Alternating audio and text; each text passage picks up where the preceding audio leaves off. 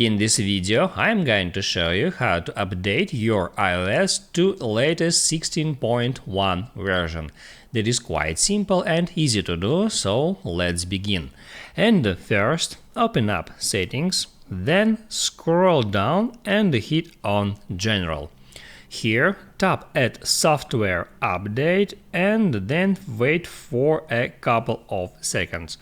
If iOS 16.1 latest version available for you to download, you will see that message here, and now all you have to do is right here tap at Install Now.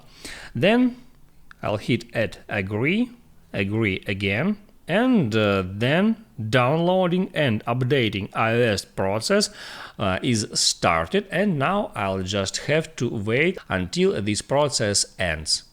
I hope it helps you guys, so don't forget to like and subscribe.